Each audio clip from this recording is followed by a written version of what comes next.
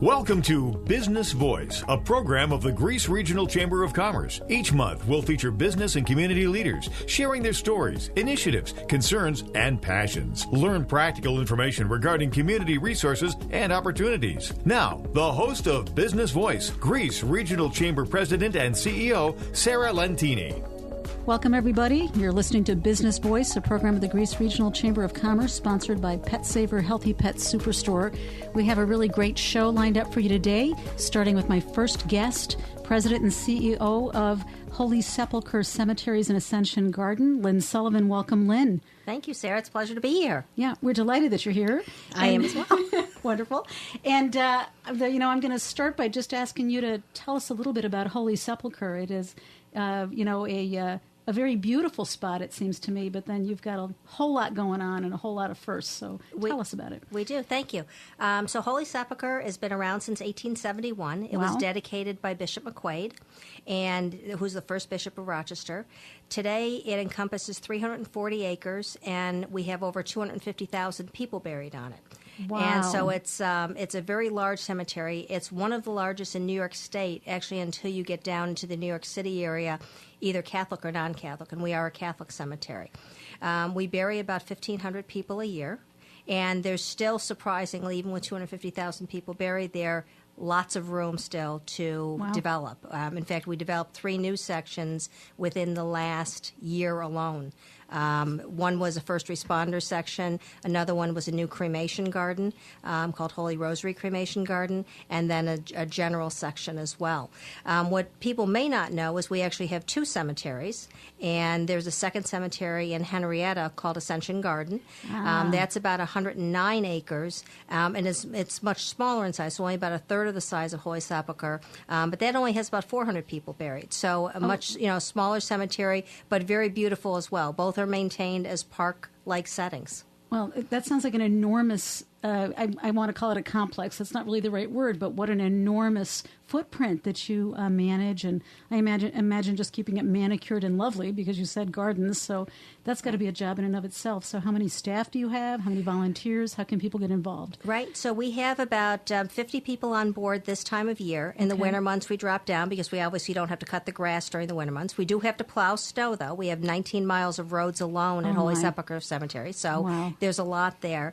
But I've got a team, and many of them have been with us for many years, that really just knows how to take care of the property. They're some of the best landscapers out there.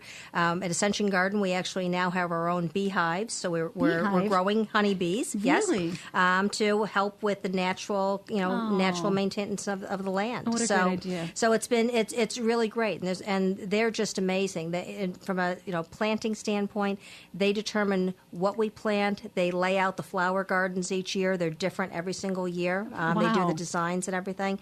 So it's a very engaged workforce, and really I'm very lucky to have them. Yeah, it sounds like an amazing community effort, right? It is. So what about when you're talking about the bees now that you have beehives and you're beekeepers, right? We're beekeepers, and you're trying to foster good things in the environment. It's reminding me that it seemed to me I saw on your website, weren't you like the first green cemetery in the state of New York? Well, we're the first cemetery first Catholic cemetery to have green burial sections. Okay. And we have green burial sections, or natural burial sections, both at Holy Sepulchre and at Ascension Garden. And they're basically going back to the way people used to bury. Mm-hmm. So you can be buried in a pine box, no metal adornments. You can be buried in a cardboard box. You can be buried in a wicker basket. You can be buried in a shroud. Wow. And you can be cremated and be buried in the natural burial sections as well. In fact, at Ascension Garden, if you're cremated, you can even be buried in our butterfly garden. Oh. So we actually have butterfly gardens as well. Lovely. Because coincidentally, Holy Sepulchre is on the butterfly migration path that's along the North American corridor as well. So how perfect. It is. Well, you're really creating an image of great beauty and celebration, right, which is important. I think it's particularly important to people who are left behind, who want to celebrate the life of people they loved and find a lovely place to go and visit with them and commemorate them. And I imagine you probably have events around that as well. We do. Really focusing on the celebration of life has been particularly important to me because I was the person that drove as fast past cemeteries as possible for years, holding my breath. And that was because at one point my children had told me the spirits would get me, otherwise I tended to be superstitious. So the idea of working a cemetery is still kind of interesting in itself. But we hold multiple events throughout the years to help people celebrate the lives of their loved ones, because for many, the first and only time they'll come to the cemetery is the day they bury their loved one, and that's really shouldn't be the way it is. Yeah. So over the 9/11 weekend, we'll be holding our annual butterfly releases. Oh, lovely. We do them in honor of first responders, but all are welcome. We provide a butterfly to everybody to release. There's a special ceremony. In November and December, we hold our annual luminary events, where we'll light thousands of luminaries in the cemetery, including one for every person that's passed in the prior year. Wow, that must be something. It really is. And we've engaged the community as well in those, because we've got Bishop Carney's choir will come and sing as part of the event at Holy Sepulchre, and then Mercy's choir will come and sing as part of the event at Ascension Garden. So it's really kind of an ongoing way to engage the community and to keep them involved, and also to really help them, remember and celebrate the lives of their loved ones. At the same point, we're trying to stay ahead of the curve from a digital standpoint as well. Both of our cemeteries are completely mapped with GPS coordinates. Oh, my goodness. So you can actually go on, download our mobile app. Very cool. And get directions to any grave site in the cemetery just by typing in the Locate a Loved One section. We have tours that you can take digitally as well, and the GPS coordinates will typically get you within 10 and 20 feet of any grave within the cemetery. That's fantastic. Yep. I'm imagining that you said that is cutting edge, right? Not every cemetery has that. No. In fact, I don't know of another cemetery in New York State that has that right now, but we try to make it easy. We've always had kiosks for years where people can come in and put in their loved one's name, and it'll actually print out directions. But this is taking it to a whole nother level. And in fact, at Ascension Garden, we've also mapped it with a 360 view. So if you look on our website, you can actually see from any given site within the cemetery what it would look like if you turned around 360 degrees. That's fantastic. A lot of different things. Yeah, that's you can fantastic. even look at websites, or even look at grave sites online now. So it's pretty amazing. Well, that's technology at its best. It is. It really is. And trying to make it easy for those we serve. Not everybody can get to the cemetery to take the tour and find somebody that they love or select their final burial place. But we make it easy to do that now. Yeah, that's fantastic, because you were also describing such an enormous piece of land that it could be a little bit overwhelming. It can be. Just navigating that. So, yeah, I've gotten lost myself many times in it. Luckily, I know where all the entrances are, so I can get back out again. You have an edge. We do. So now tell me a little bit about Lynn Sullivan. You've been there for a while. You're president and CEO. Right. How long have you been there, and how did you come to be running Holy Sepulchre? Well, I joined the cemetery back in December of 2012, so I've been there 5 years. I initially came in as their chief financial officer. My background's all finance. Spent years on the for-profit side. Basically grew up at Kodak first, and then went into a number of different positions after that. And when I was first approached about the position, as I said, I was like, I don't think I can work at a cemetery. But I went in, and the day I drove through the cemetery gates for an interview, I had this strange feeling of peace come over me. Oh, wow. And I still can't put my finger on it to this day, but I will tell you it's one of the best jobs I've ever had. And so I came in initially as the chief financial officer. The general manager decided to retire about a year later. So I initially held both the general manager and CFO position. My goodness. And now just have the CEO position, and I've hired a CFO. So it's actually worked out well. Yeah. But we've done a lot in the last 5 years. We've, in addition to the events that we started, we've also renovated the 2 gatehouses that line the entrance to the cemetery on the east side, which sat vacant for probably 50-plus years. They were initially stops on the trolley. One was the women's gatehouse, and one was the men's. So the women's gatehouse, coincidentally, still had the original 2-seater porta potty in it when I first went in there. It was an old indoor outhouse. The men didn't get anything, by the way. But take me back. It may be just this may just be my ignorance, but what exactly is a gatehouse? So the gatehouses basically line the entrance. The cemetery borders the Genesee River, Lake Avenue, and Dewey Avenue. Okay. So it crosses actually roads. And the 2 gatehouses were actually originally stops on the trolley. They were where you would get off to go into if you were going to the trolley. They provide shelter. And so they look like little castles if you look at them from the road. But for years, they didn't have heat. They had one light bulb that kind of hung down in the middle. But they were used for storage because they couldn't really be used for anything else. And they're historic. They're historic. I mean, the whole place is historic, it sounds like, right? Well, they were built in the chapel, which is the oldest building on the premises, was built and completed in about 1876. And then the gatehouses were just shortly thereafter, so within a couple of years after that. But now they've been renovated. They're beautiful inside. They have actually walls that are about 16 inches thick. They have real bathrooms. They have heating and air conditioning. They have Wi-Fi.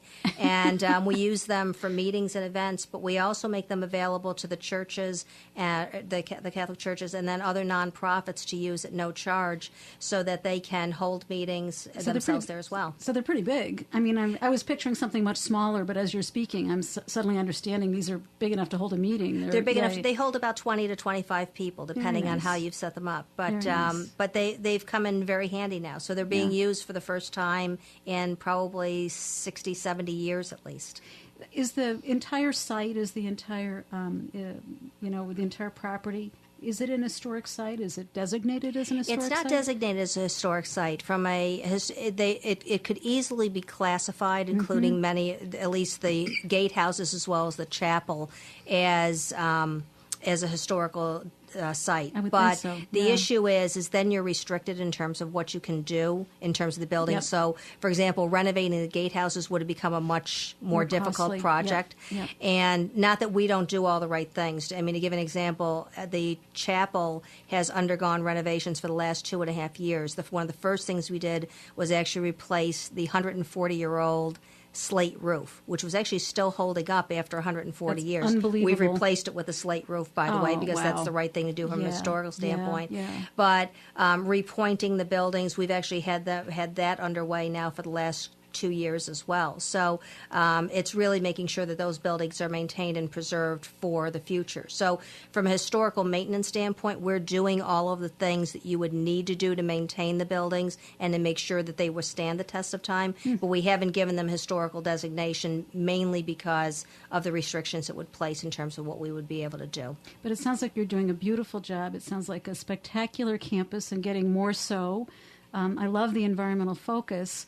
And I guess I'm wondering, you described quite a bit that you're taking on, including the bees. Right. And, you've got the ongoing butterfly releases and the programming and the new campus, relatively new campus in Henrietta, Relatively new campus. It was actually dedicated in 2010. And it offers all of the same types of options that we provide at Holy Sepulchre, the same kind of quality. It's just a location that's closer to home for the east side to provide for convenience. Very southeast nice. of Rochester. Right. And as you said, you still have room at Holy Sepulchre. We do. So it wasn't because you were running out of room, No. but now you have room in 2 locations, which is fantastic. Correct. And as you look to the future, are there some things that you would like to do, or are there other things that our listeners maybe would be interested in, or ways that they could get involved in your future vision as well? Yeah, so one of the things is we're trying to make sure that we provide the options that people are looking for going forward. So cremation's continuing to rise. We'll likely look at developing another cremation garden in the next year or two,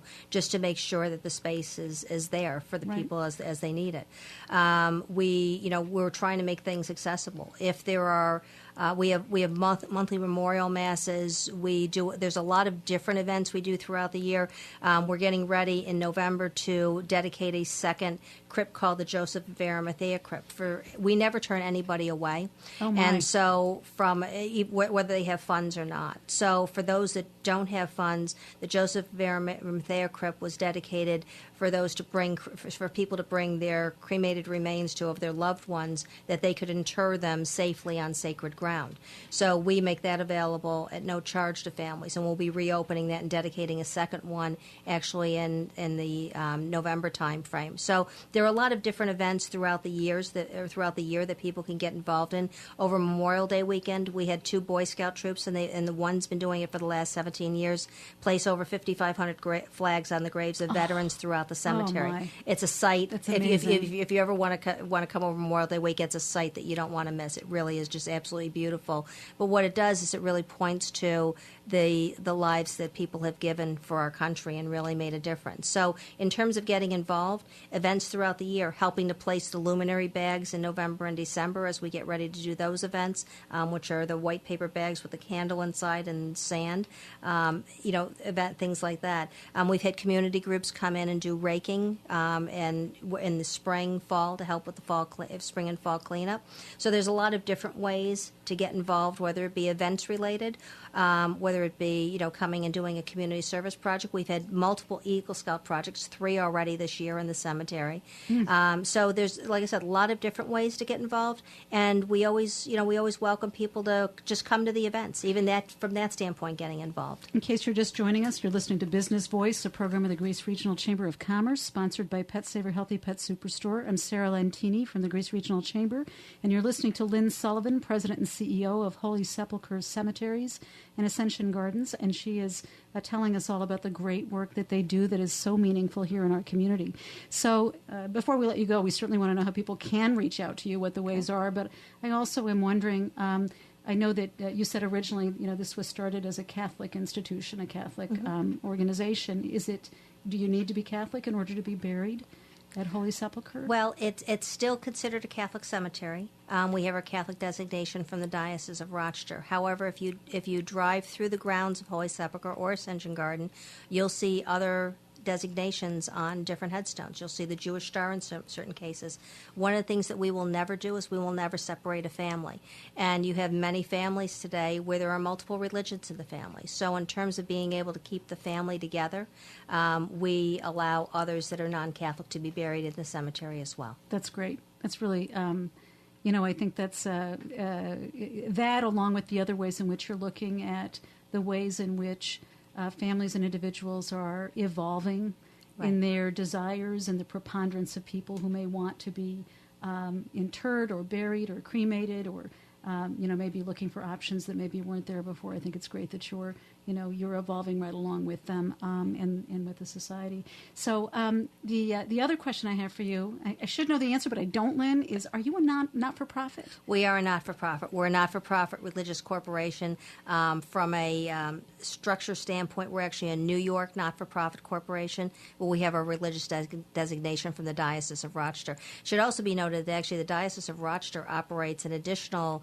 66, I believe, parish cemeteries as well. Wow. And so there's numerous parish cemeteries also throughout the community that are designated Catholic also. That's great. Yeah. So as a not-for-profit, does that mean that people can donate money to you? We typically don't take donations. Okay. Not to say that we haven't, but we typically haven't needed to in a large part because what we've done over the years is we've actually, for every burial that takes place, a portion of the sale is set aside, and actually every plot that's sold or every mausoleum space or every niche that's sold, there's a portion that's set aside into a fund. An operating fund.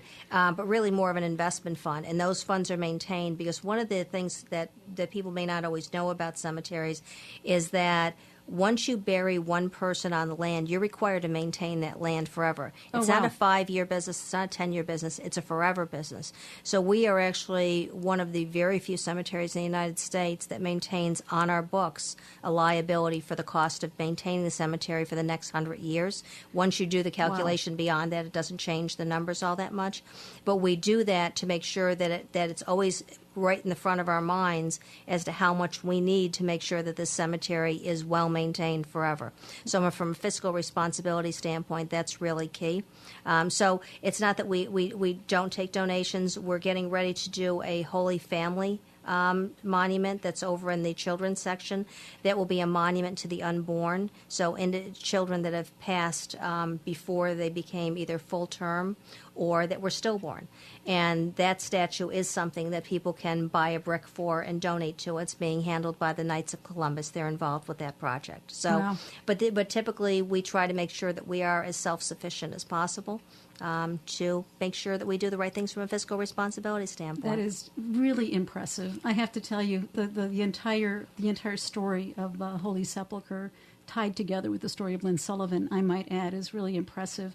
Fiscally responsible, environmentally responsible, socially responsible, and such a pleasure to see you and to spend some time talking with you and to share with our listeners a little bit more about what is a very important part of our community. So, Lynn, before we let you go, tell us if somebody wants to get involved, because it sounds as though volunteering is very much welcomed. Yes. How would they reach out to you guys? They can either call either our offices. Holy Sepulchre's telephone number is 585-458-4110. Ascension Garden is at 585-697-1122. Or they can email us via our website at info@holysepulchre.org. And Sepulchre, which I know is tough to spell, Very. is SEPULCHRE, and it's .org. So, Beautiful. But Beautiful. we always welcome involvement. And Holy Sepulchre is also a member, actually a premium member of the Greece Regional Chamber of Commerce. So another option might be to go to greecechamber.org, and you can look organizations up by their names. You just have to really start typing That's them, and correct. it starts to fill them in, or certainly also by industry or service area. So it's just a great pleasure to talk with you, Lynn. Congratulations on everything that you're doing.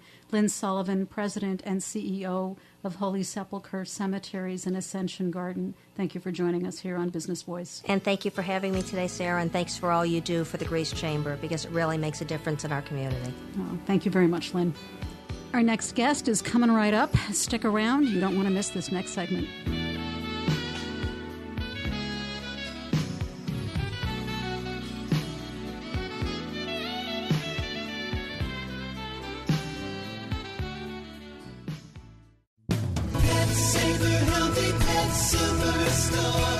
Get all the advantages when you shop at Pet Saver. Like our do-it-yourself pet wash for just $9.99 every day. We supply all the shampoo, towels, tubs, and water, and we clean up after you too. The Pet Saver friendly staff helps you protect your pet from fleas and ticks with simple, safe, economical, and vet-recommended protection. We are here 7 days a week in person to help you find only the best pet food, treats, toys, and more. Can't get that online. Remember, every time you shop at Pet Saver, you are helping to feed our local shelter pets. Do your community and your pet a big favor. Shop at Pet Saver! The Love Your Pet More store. Pet Saver Healthy Pet Superstore. In Greece, Monroe Ave in Brighton, Webster, and in Victor next to Party City, across from Eastview Mall. If you're looking to market and grow your business, make new business connections, and give back to the community in a meaningful way, consider joining the Greece Regional Chamber of Commerce. We're the largest suburban chamber in Monroe County, and we offer networking, education, marketing, insurance, and advocacy.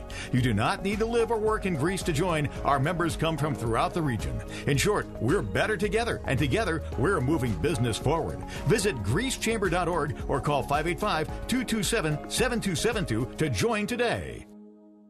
Rochester's home for talk. WYSL 92.1 FM and 1040 AM. When the moon hits your eye like a big pizza pie, that's amore. Welcome back. I'm Sarah Lentini, and you're listening to Business Voice, a program of the Greece Regional Chamber of Commerce, sponsored by Pet Saver Healthy Pet Superstore. I'm delighted to welcome my next guest, John Adams, Business Development Manager for Domino's Pizza. Welcome, John. Thank you very much. Very much appreciated to be invited to be on the show. Yeah, we're delighted that you're here. So tell us a little bit about Domino's Pizza. You guys are not a small deal. In fact, I think I understood from you recently that, did I understand correctly, that Domino's is like number one in the world in terms of pizza sales? Yes, that's correct. So in terms of pizza sales, Domino's eclipsed Pizza Hut in December of 2017. So we are now ahead of everybody in that pack. That's unbelievable. Congratulations. Thank you very much. It's a good feeling. I bet it is. It's almost, it could even be a responsibility now, right? It's an interesting position to be in. For years and years, we've had a cheer in our stores that everybody cheers when we have meetings. And it starts out with, who are we? Domino's Pizza. What are we? Number one. Wow. And we actually considered changing that cheer because we weren't number one. And now we don't have to. Now you don't have to. That's the right cheer for you guys. That's correct. Oh, my goodness. Now, business development manager, that means you're moving around a lot. You're thinking, you're doing strategic thinking. Tell us a little bit about the role. Mainly what I do is build relationships with people, businesses, schools, and other organizations, quite often charitable organizations within our markets. So we have 13 stores in Western New York that are open currently that are under the same Happy People Pizza LLC umbrella. That's the locally owned and operated Domino's franchise. And love it, by the way. It's a cool name, isn't it? It's a very cool name. I love it. So I work within those stores to develop good relationships with people and businesses and charitable organizations. I really enjoy that part of what I do. Yeah, and you're very good at it. And, I know just from seeing you at Greece Regional Chamber of Commerce meetings and events and the support that you've given us, but also the way in which you've interacted and connected with lots of other businesses in the membership, I think you're perfect for the role. But you haven't been in it all that long, right? You were on the operations side before this, correct? I was on the operations side for a very long period of time. I started with Domino's and before we go into that, thank you very much for the accolade. I very much appreciate it. Oh, you're very welcome. The second part of that is it's easy to be good at a job you really enjoy. Yes, it is. And I really enjoy what I do. That's great. So in 1991, in March, I had been fired from a job that I really was terrible at. Very, very bad at telemarketing. And so I was in telemarketing for about 2 months and didn't sell a single thing. We were selling travel agencies to people who were interested in creating their own travel agency business.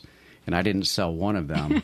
And the owner came to me and said, we've reached the end of the road. And I went home rather despondent, stood in my third-story apartment in Ellison Park Apartments looking down, thinking, what the heck am I going to do? So it's a pivotal moment. You're describing a moment you're going to remember for a while. I remembered it since 91. Yep. Probably will remember it a little longer, hopefully. And I saw a Domino's driver run across the lawn. Really? Right in front of me. Are you kidding? And I said, I wonder how much money those guys make. So I literally bolted out of my apartment, ran down 3 flights of stairs, and ran out to the lawn and intercepted him at high speed right at his car. Oh, come on. You weren't making this up. Nope. It's a true story. And as I ran up to him, I said, hey, how much money do you guys make?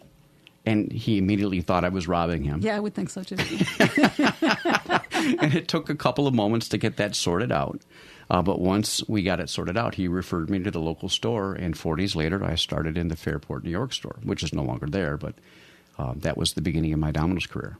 And the rest is history, because you've had a meteoric rise. I mean, you've obviously earned it. You've plugged away. You've worked hard. It didn't happen, in a month, but you're in a very different position now.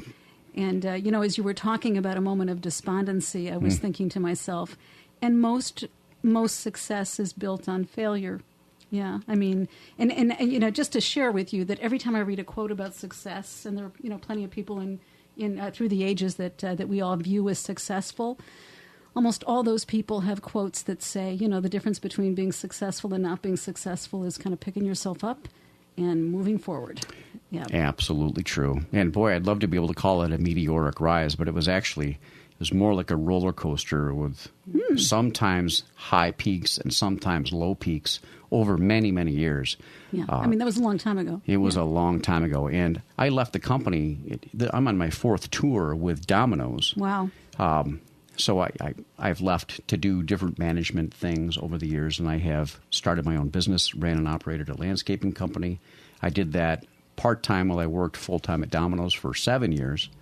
The pivotal point really was when I took over the Mount Hope Avenue store in the city of Rochester. November 2012, it was a turnaround type situation. The store was not doing well. And I realized why. There was some systems and practices within the store that just weren't right. And 4 months later, we were positive by 22%. Unbelievable. Which was awesome. Yep. And we just continued to roll. And you built it into pretty much the flagship store for the region, right?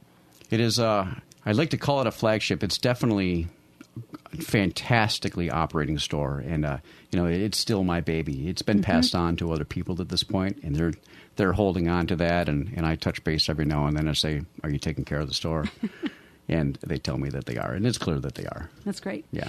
Now, one of the things that you're really working on now, which is, I think, so important, not just for Domino's, but for the community, is making connections with small businesses, and they don't just have to be small businesses, but employers and schools, and also getting the word out that you guys have career opportunities, right?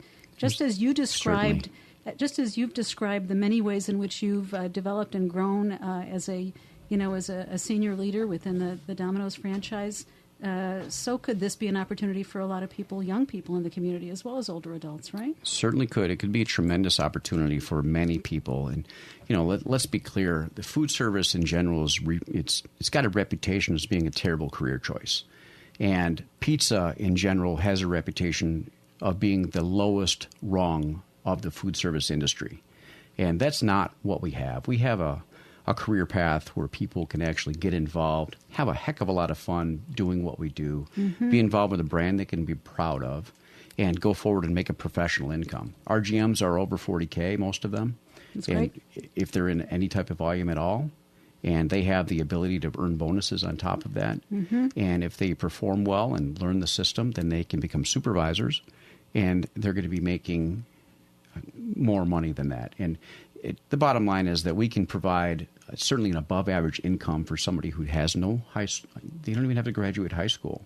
They can have some or no college. All they need is the incentive to do well, the ability to perform within our system, which is here's a set of rules that we follow to make sure we're taking care of our business and our customers, and be in uniform when you show up to work. Do the things you're supposed to do in any average business, and just do it a little bit better. And they can create an income for themselves and their families, which are, in my mind, exceptional, with lots and lots of opportunity. 90% of our franchisees started off as delivery drivers or pizza makers.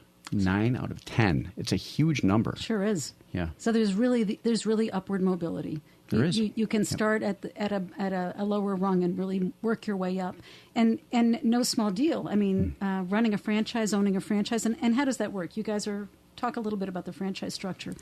Sure. So the basic franchise structure is that we've got this larger company, Domino's Inc., which has created the name, has created the systems that we work in, and we can make agreements with a company to become individual business owners. That requires, in our system, to have managed a store for a minimum of 1 year. That's not much. And it's not long. It's actually pretty quick, yeah. It is significantly longer than most other franchises require people to be trained, though. Okay. And interesting. You know the business after a year. You know how to run your business correctly. And people that are not running their business correctly at that point don't get the recommendation from the current franchisee to go on to that position. There's a franchise development school that we have. So you train people? So, yeah, they become a manager. They do that for a year, and then they go through the franchise development. And then they can become franchisees. And if you're a franchisee, do you own your own store? You do. So you're really becoming a small business owner. That's or correct. A business owner. I mean, maybe it's not small, but Could be what you make it. Could be what you make it, exactly. Yeah. I worked for a gentleman that grew his business over the 1980s in Rochester, and then started selling off stores to his supervisors. And he reduced the number of businesses that he owned, but his supervisors obviously went on to be successful. And that company was sold to the gentleman that I work for today, who started in 1992 as a delivery driver, Alan Irwin. He's a franchisee. And he now owns 33 locations. Oh, my goodness. So that's not a small business. It is not. It's huge. Yeah. Especially when you're the largest pizza company in the world. I'm still reeling over that. Kind of rolls off your tongue, doesn't it? Kind of rolls off my tongue. It does. Yeah. Everybody's tongue, of course. Yeah. We're number one. I got it. So if you're kind of looking at the landscape in front of you, and first of all, you're responsible for business development for, is it 10, 12 stores? 13 stores. And what is the geography that you cover with those 13 stores? Rochester and Buffalo. Oh, Buffalo as well. Yes. Okay, so that's a big geography. Yeah. It's fair enough size. Yeah. So what are I don't know if there's anything you're at liberty to share with our listeners, but what are you guys thinking? What are you thinking as you kind of look out to the next, 2-5 years especially when you're sure. number one already. I can certainly share some of those things. So we have a Kenmore location that's almost ready to open. that's north fantastic. side of Buffalo. I think we're going to open in late August for That's that great. location. And we're really just waiting on equipment to be delivered at this moment. There's already another location in Buffalo that's being developed. That should be open within 2 to 3 months after Kenmore. Wow. And then we have some significant development happening in Rochester for the year 2019, maybe up to 4 stores. That's pretty awesome. And in the next 5 to 8 years, we're looking to have 36 new locations opened between the 2 cities. That's fantastic. In case you're just joining us, you're listening to Business Voice, a program of the Greece Regional Chamber of Commerce, sponsored by Pet Saver Healthy Pet Superstore. I'm Sarah Lentini, and I'm talking with John Adams, Business Development Manager of Domino's Pizza, very specifically working in the Rochester and Buffalo market and overseeing 13 stores and growing. So if you've got all these stores, I didn't even ask you how many people you employ with the 13 stores to begin with, but how many new jobs are going to come online as a result of the new ones? This sounds like quite an economic development story, right? It is a great economic development story, and it does represent a significant amount of opportunity for people coming up. Yes. We have over 200 people employed now in Western New York, Okay. and we're going to be hiring, with our growth over the next 5 to 8 years, another 400 to 500 people in the Western New York area. Wow. So it's a significant number of people. It sure is. We're talking about 15 to 20 drivers per store. We're talking 2 assistant managers per store, 1 general manager per store. And for every 5 stores having a supervisor who's making a professional income. And out of that group of people, there will be people who are developed into franchisees and can grow their own businesses elsewhere. That's fantastic. Yeah. So you're looking to hire people now or in the future? And how do people connect with you, or what should they be? Should they be going to a particular website to keep keep tabs on what's happening with you guys? The best thing that I can tell people to do is to call their local Domino's. Okay. And ask about employment opportunities. Okay. We, out of the 13 stores, I think we only have 2 that are not hiring right now. Wow. We are often looking for drivers. Drivers make $11.75 an hour, plus they get a dollar amount to cover mileage and use of their vehicle. And, of course, they make tips. The average driver who's working dinner time or late nights on a weekend is going to make $20 or more an hour. That's great. Pretty sweet part-time gig. Yeah. Pretty sweet part-time gig, and just the beginning, potentially just the beginning of a career path, which, as you said, I think many people don't think about when they think about the food service industry. But maybe we need to revamp that a little bit in our minds, right? Yeah. I think so. Things change over time. People's minds often don't change quickly. I'm certainly thinking that our company is going to change people's minds about the opportunity within pizza. Currently, nationwide, we've got about 5,700 stores for Domino's nationwide. Wow. And worldwide, we have 15,000 locations. The company goal between now and 2025 is to have 25,000 worldwide locations. Wow. That's a lot of stores. That's a lot of franchisees. And we need to bring those people in from someplace. And with 90% of them coming from pizza makers or drivers, we definitely need to get some people hired. That's fantastic. What a great story. What great news.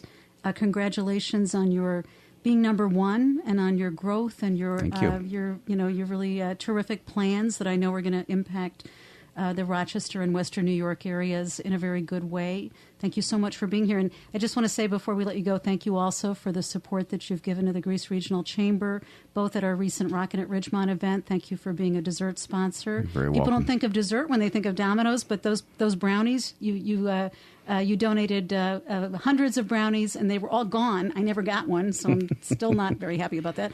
And then we just want to thank you also, you and Bryan and Stratton College, working with Maria Scalise over at Bryan and Stratton, put together a really nice program about opportunities between business and college students, and not just the Domino's Pizza business, but businesses in general, and making that connection for young people. And we really appreciate you being part of the membership. Thank you so much for joining me here today. Thank you. John Adams, Business Development Manager, Domino's Pizza, #1 in the world. Thank you for being here, John. You're very welcome, and I appreciate being here. Thank you, Sarah. You're very welcome. All right, our next guest coming right up is going to be Louis Perticone of ARTISANworks. Stick around. We're going to be right back.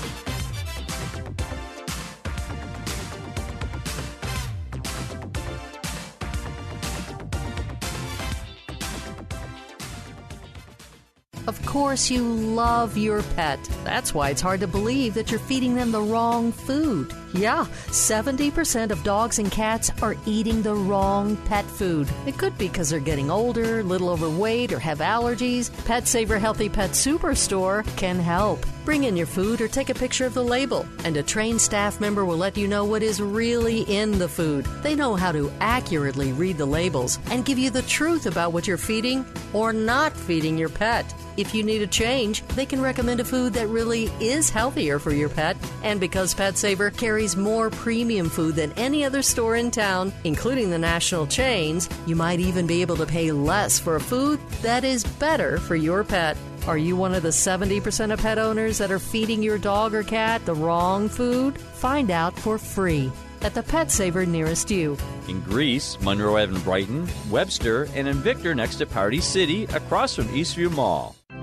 From the history of Holy Sepulchre Cemetery to the pastoral beauty of Ascension Garden Cemetery, the Holy Sepulchre family of cemeteries offers sacred, peaceful, reflective, and beautiful spaces to remember your loved ones. Whether you wish your final resting place to be in ground in one of our many garden sections or above ground in one of our mausoleums or columbarium, you will find options and price ranges to meet all your needs. Both cemeteries also offer special sections for first responders, veterans, and for natural or green burials. We invite you to visit us today or call 585-458-4110 to make an appointment. Holy Sepulchre and Ascension Garden Cemeteries offer peaceful, beautiful spaces. Tune in anywhere. Live streaming to PCs and mobile devices at WYSL1040.com. Welcome back. I'm Sarah Lentini, and you're listening to Business Voice, a program of the Greece Regional Chamber of Commerce, sponsored by Pet Saver Healthy Pet Superstore. And I'm delighted to welcome my next guest, the longtime leader and founder of ARTISANworks, an organization known and loved by many in the greater Rochester region, Louis Perticone. Welcome, Louis. Thank you very much, Sarah. And so great that you're here. I haven't seen you in ages. I know. Way too long. I know. Right? Mm-hmm. And I'm guessing you've probably been up to a couple of things. But before we get into the stuff that you're doing and the evolution that I think might be happening in your life and with your business, just tell people, in case there are some people out there that don't know what ARTISANworks is, what is it, if you can even define it? No, you can. You got to be on an elevator. We're on an elevator. Okay. And they say you need to be able to tell everybody what you do in 120 seconds. That is what the business community always says. That's what they tell you. Yes. So as an elevator speech, I can tell you ARTISANworks is a nonprofit, and we're the only art space in the country that funds itself by running 4 businesses, soon to be 5. Wow. And what we are is an incubator. But the businesses are interesting just because they're the events business. So people have been married or birthdays and bar mitzvahs and corporate stuff. But it's an events business, number one.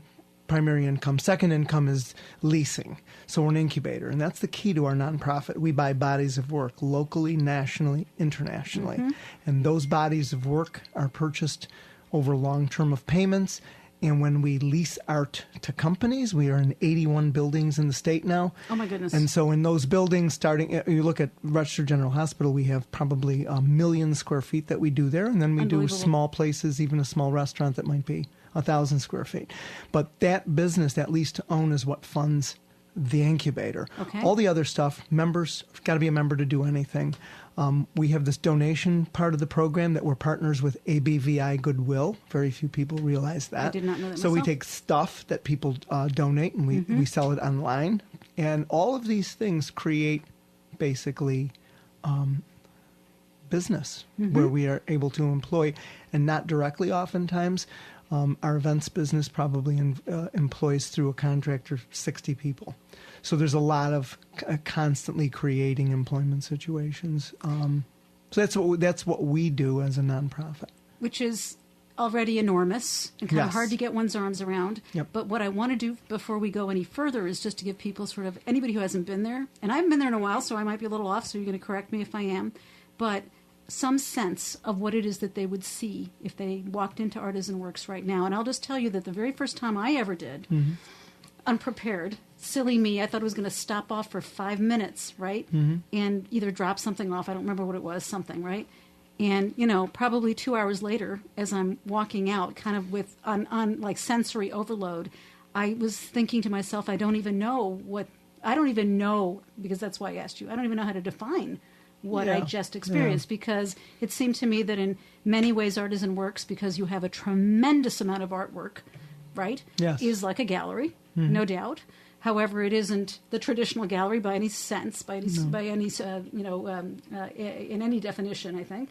And then you have lots of antiques and furniture and collectibles, and some of them are probably worth a ton of money, and some of them might not be worth much at all. Same thing with the artwork, by the way. And I remember you were telling me that you buy this stuff. It's really, you're the curator at the end of the day, right? And you don't pay too much attention as to whether the name is a famous one or not, although I know, you know the difference, of course, but you buy something because you like it. Is that about right? Yeah.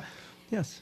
That's and true. you have rooms. You have some lovely rooms within this. How many stories do you have? Yeah, I don't even know. I don't know. The urban myth is we have 500,000 pieces. Is it really? Right? It's an urban myth, though? Yeah, because I'm sure it's more. But, okay. Oh, I see. But the point is, I think the place has evolved into what we didn't know, and as we're doing events for people in the museum business, right? What we didn't realize is that as we're evolving and we started taking donations, we took a fire truck as a donation. So what did we do? A year later, tens of thousands of dollars oftentimes, we built a firehouse. Then, and we do that with dentist office. So what we didn't know is we would become a destination, which we are now probably internationally. They say, I'm not blowing smoke at myself or tooting our horn. I can tell you it's an evolution. In the beginning, we had no concept, but as it evolved, we now are a couple 100-year history of the country. And you walk through the history of 1922 place to get your shoes repaired, dentist office from the 50s, firehouse from a juke joint from Mississippi, 1900. Cool. So as you're walking through now, there's more of a method behind the madness. And the tour that people get, the general tour, is basically 25,000 square feet of history. That's great. Very important to understand that distinction now. So but we can still say there's art. Oh, yeah. Art, culture, history. Yes. Yes. Oh, yeah. Plenty to look at. Art is, last time I was there, everywhere. You were using every square inch of space. Yes. To show things off. And then you're an incubator for artists still. Yep. And so dotted within that space would suddenly be a very non-traditional sort of carved out space for a particular artist, right? Talk a little about that. Yeah, because when we started, again, evolution, I'm going to always use that term because, and that's the other thing, moving target and constantly evolving. Because let me tell you, even in our events business, let's talk about that, because that's all part of it. No, but that's all part of the idea of what we're talking about today. And even in the events business, in 2000, because that's what we are. We're here to talk about business in some ways. Well, guess what? In 2014, we had our busiest year for weddings. That's great. It was 80 weddings that year, right? Fantastic. Then all of a sudden, you read in the Wall Street Journal, New York Times, you see in that year, they were saying, there's this new thing. It's called the barn wedding. It's, that's really going to take over. So I figured, to get to Rochester, maybe 7 or 8 years, we'd be competing with barns. Within a year, our wedding business, which is a major part of our income, dropped by almost half. Interesting. No one knew that, right? No, I did not. It was 30% of our business. So at the end of the day, I immediately said, as a business person, I got 2 choices. Right. Start cutting our costs on weddings, which I really didn't want to do because many of the other event spaces we decorate as part of our leasing program. So I said, I didn't want to start getting cutthroat. So I decided, we're going to build Bourbon Street, an empty place. We just decorated it. We built Bourbon Street, which seats 350 people. That one, now we only have 3 other people that can seat that many people. So it took 2 years for the boat to turn. Bigger the boat, the longer it takes to turn it. Turned it so by 2018, we're back to where we were. Fantastic. 17, we were close. So we're back. So at the end of the day, back to the idea, every one of those. So we literally built Bourbon Street. We have the trolley, we got businesses, we've got apartments. Really? Yeah, we built Bourbon Streets, all decoration. Nice. And all with the work that we have. And it's all artist work. And what a very cool place to get married. Yeah. You don't have to go to, you can do that right here in Rochester. But I'm thinking even some of the other spaces that you have there. At the end of the day, non-traditional wedding spaces are hot. Yeah. And I would think that there are any number of spaces within your 25. Well, how many? What is 250,000 square feet? No, what we've done. Wow. No, we're in 50,000 was the original plant. Then we were leasing from the front building that was in bankruptcy, which is the Blossom Business Center. People always confuse it because as you go through the Blossom Business Center for the last 10 years, you see all this artwork in the hallways where these businesses were. Mm-hmm. Well, this year, my cousin really helped me with this project. There was a courthouse steps by this building, and we were very invested in it. We already had 50,000 square feet we were renting. It was 300,000 square foot building. We just bought it literally a month ago, and we're rebuilding it. We're going to have a lot of nonprofits. Fantastic. I believe that the one of the projects that we're going to be working in is the Rochester Historical Society. First heard on your radio station. Well, no one knew that. They're moving in September to ARTISANworks. Well, we're delighted. You're making major announcements. Earth-breaking. Well, it is to me. I mean, the Rochester Historical Society has the most important collection of Rochester history in the U.S., period, bar none.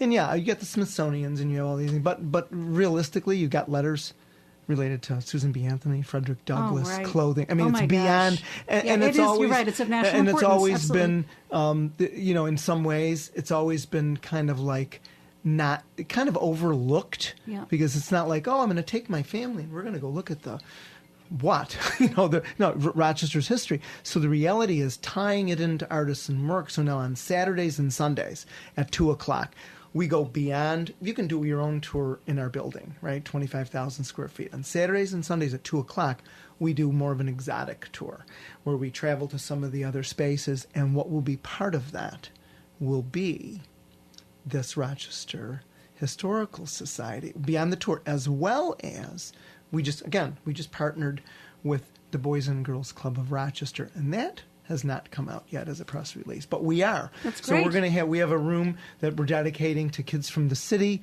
They do these programs. They're going to be coming in, not only doing a tour of the museum, but they're also going to end up being able to have a workshop area. Okay, so you've got 25,000 square feet, which is ARTISANworks. That's just and then you're just creating, it's 50,000 additional? No. Well, 50 that we're in. Okay. But a 300,000 square foot building that we are now going to have to, redo. It's been bankruptcy for 10 years. Oh, so you're doing the entire community a favor because it's going to be coming cleaning, back. Yep. Painting, nice. the normal. And where is the building? Is it right? It's right there. It's a business center. When you drive by and you see the two horses, it's right there. That's perfect. It's a business center that we've been decorating the halls. Wow. And so you've got Boys and Girls Club that's committed to having a presence there. Yeah. And you've got the Rochester Historical Society, which is also committed. And thank you for announcing this on Business Voice. That's These are two things that no one really knows about. This is all stuff that's just happening. And then you've got the space for additional nonprofits? Yes. Yeah, we do. Well, not just nonprofits. It's a big office building. And we're 30% of it is nonprofit right now. And but it'll probably end up being split 50-50. So a small business that has interest in space could be contacting you. Yeah, small or big. Small or big. A lot of space. That is a lot of space. Yeah, I mean but again, it becomes another business. And now, do you want to talk politics? Not really. No, but it's important. It's important that one aspect comes out because that's a hot spot that I could get away with without getting into too much trouble. Okay. But the reality is, do you get an award or do you get penalized for being a nonprofit that instead of using government funding by asking for government money to help support it? Do you get rewarded for not asking for government funding by running these businesses that are businesses like a business, or do you get penalized? Because I can tell you, that's what it comes down to. It's a very big concern for us because that's another thing in terms of our CFO and as well as the people who audit our nonprofit. I do know. You've been involved in the nonprofit business for a long time, and it gets very tricky, especially with real estate. It's very tricky. So this is going to be battles that we'll be probably be having to fight soon. So if it's brand new and you've got a whole lot of renovation, I don't know whether renovation's the right word, but so what's the timeline? Oh, no, years. Oh, no. You're talking years. Our goal ultimately with this is to be a village. You know, the whole, I mean, you look at it, it's a city block to begin with. I mean, there's only one other partner on that. Now, remember, that was a factory. That was a 500,000 square foot factory called Consolidated. Then Farrell closed in about 1980. I don't know the details, 80-ish. Got taken over, done some renovating. They're still on the footprint of that, a company called MTR, Machine Tool Research.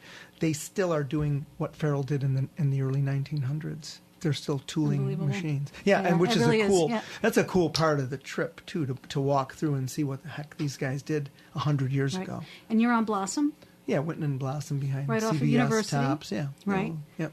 Technically, still considered the neighborhood of the arts, right?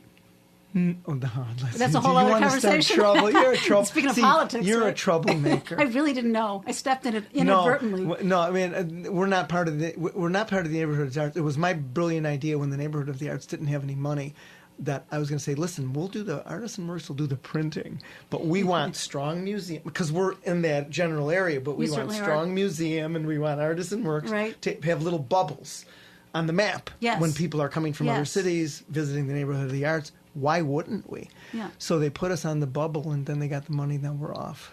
So we're off the bubble. So we're not in the neighborhood of the arts anymore. Well, it doesn't matter.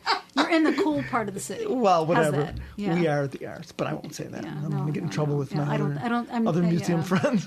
Well, that's great. But you're in a great part of the city. Yeah. That's right there. University and Blossom, huge facility, tons to look at. Great place to have events, and I know lots of people that have had events there and have gone to events there, and now you've got a whole other village that you're creating, bringing in some both nonprofits and for-profits and having them right there, not quite co-located, but not quite not. And what's it going to be like? Blossom Village? Have we thought of a name? No, I already battled it out with. Did you already? No, we're keeping it the Blossom Business Center because we don't want people to, because it's ARTISANworks. Yep. It's the Blossom Business Center at ARTISANworks. Very nice. What's the name of our company anyway? You have several names. No, it's a Blossom. It's Artisan Management Services at the Blossom Business Center. Yeah, I mean, it's just all because you have to, because when you're branding, you don't want people to just think, like our original name, Metal Arts of Upstate New York Inc. What the heck was that? People thought we made metal. Yeah, that makes sense. So you got to brand, when you're branding, you got to really come up with a name that makes sense, that people can say, oh yeah, they can draw a picture in their mind. Yeah, but you could create an overlay brand for the entire area, which is, just a thought. That's down the road, and we'll come to you for that assist. But I'm going to tell you, down the road, it's not like we invented it, because now, remember zoning. One of our board members was the head of zoning for 25 years. That's very nice. Artie Antlucci. So he's a great friend. I know him. He's a great friend and a great help. But one of the things that he fought and won is to be able to do what they're doing now, which is just like every building downtown is going to be, commercial on the first and second floor, and then do some offices, and then do some living spaces on the top. Very, very cool. That was against the zoning law for, that killed downtown, as far as I'm concerned. That's what that's what blighted downtown, the inability to see that and to change those zoning laws years ago. So I think what we're going to end up doing on the side of our building, and that's the 10-year plan. Got to have 10 years, right? Got to be thinking 10 years. You're not exactly slowing down. So the 10-year plan, maybe to build some living spaces as well. I mean, it's unbelievable. Cool. Going up 7, 10 floors, overlooking the city. Lovely. Right. It sounds lovely. In case you're just joining us, you're listening to Business Voice, a program of the Greece Regional Chamber of Commerce, sponsored by Pet Saver Healthy Pet Superstore. And I'm Sarah Lentini, and I'm here talking with an old friend, Louis Perticone, who is the founder and leader of ARTISANworks, and some other things, as he's been telling us. He's not exactly doing just one thing, and he never has. And that leads me to sort of a final area of exploration, kind of starting with the beginning first, or the beginning last, rather. And that is, so how did you get in? How did you even end up where you are? How did you start out? Are you a Rochester native? And did you come through a particular path? We came from an immigrant family. Are you serious? Yeah, of course. Let's hit the hot spots. Right? Very cool. No, I mean, Rochester doesn't. I mean, people don't really understand. We were just talking about it to the woman from Holy Sepulchre, who basically that cemetery is filled with Irish and Italian, essentially. Yeah, of course. And so I think my grandfather, who I was named after. Did you want to get that far back? Anyway, Lewis, he actually came here in one of these came here, got in 1906, I believe. Came directly to Rochester from, I assume, Italy, but I don't know. From Ellis Island. Okay, from Ellis Island. Oh, yeah, I mean, that's the real deal. It comes from Sicily, Ellis Island, comes in and starts working on the barge canal and brings over 2 brothers every year. Another 2 brothers every year. Yeah, there were 8 people in the family. So he would bring in 2 brothers, all of them, of course, classic, hair, people who cut hair, and people who were tailors, and people who were construction, and these are Masons. The whole thing, right? So that's really our beginnings. And then my grandfather, we lived in the building. Now you want to know my beginnings? It's simple. We lived in a building on Bay and Niagara Street, which is the Hood. Pretty dangerous area now, the northeast side, but that whole area at the turn of the last century was bringing in people from all over the world, and there was the Polish and the Jewish and the African Americans. Certainly there was a number of different people, and so these neighborhoods would meld, but they would have all these different areas. If you remember, we had a grocery store, a pool hall, a gambling joint. We don't talk about that much anymore. Anyway, and it was a big building with a printing company, and above, just like in the Bronx Tale, we lived above. That's where we lived. I'm going to suggest to you that in some ways that sounds a little bit like your vision. Yeah, well, what I didn't know is my father, who was a graduate from RIT in 1951, which was Mechanics Institute. Oh, that's right. I do remember that. Downtown, tiny little place. Not from 1951, just to be clear. He was on the GI Bill, and we're talking about Roosevelt being my favorite president, who did the WPA program. Okay. Franklin Delano. Yep. And so ARTISANworks has been compared to the WPA, to Franklin's program.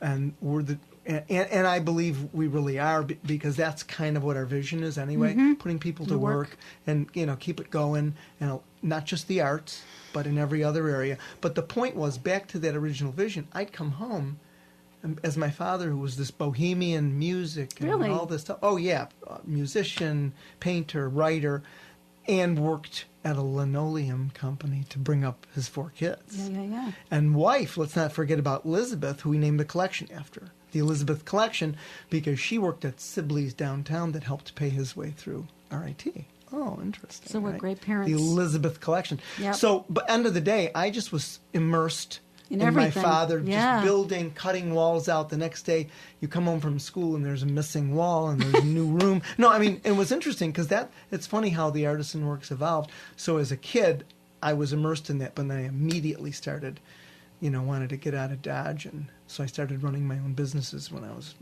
pretty young. I can tell you. It sounds as though you have the energy, because you have tremendous energy and interest in many, many things, and you don't exactly follow a linear or traditional path, and you're not worried about it, which is great. It allows you to be very, very creative, and you meld, business and the arts, business and creativity in a very nice way. But it sounds like, I can see where it comes from. So your dad obviously had a little bit of energy as well. Absolutely, but you get slapped. I mean, that's the beauty of it. People say, I talked to my significant other this morning about the battle, and people say, "How you doing?" And I always say that I say, I get up every day and I fight the good fight, because you say, "Oh, I'm doing great." No, I mean, it's a battle. It's a battle. It's been a battle, and I'm a warrior, and it is a battle. And just as people, just survival, especially in the nonprofit world that's running businesses, it's tough to begin with. But I think the real battle is much of the bureaucracy, which is not caught up. Now we'll get into in the arts especially. They haven't caught up with. People have to run these like businesses. In the old days, you would have them totally funded. And a lot of the big old Rochester pieces are funded with endowments. But the fact of the matter is, if you're going to run arts organizations in the 21st century, you better know how to run a business. And I was on that curve a long time ago. Well, that is a wonderful way to end. Mm-hmm. I am, so delighted to catch up with you. So delighted to hear about the fact that you're not exactly leaving things static, and you've got all kinds of new things that you're taking on. In case you're just joining us, we're ending, but we are so delighted to have been talking with Louis Perticone, the founder and the leader of ARTISANworks, who is moving forward with his continued completely non-traditional melding of arts and business. Thank you so much, Louis, for joining us here today on Business Voice. Thank you so much for asking. You're welcome. Okay. Thank you so much for joining us here today on Business Voice. We had several wonderful guests, Louis Perticone, Lynn Sullivan, and John Adams. We've got lots going on at the Greece Regional Chamber. Check it all out at greecechamber.org, and tune in next month for another edition of Business Voice. You've been listening to Business Voice. The Greece Regional Chamber of Commerce serves businesses, nonprofits, and individuals throughout the region, focusing on promoting economic and community development and serving as the voice for business. The Chamber offers networking, education, advocacy, community events, and business services. It serves as an important platform for business leaders and citizens to come together in support of common goals.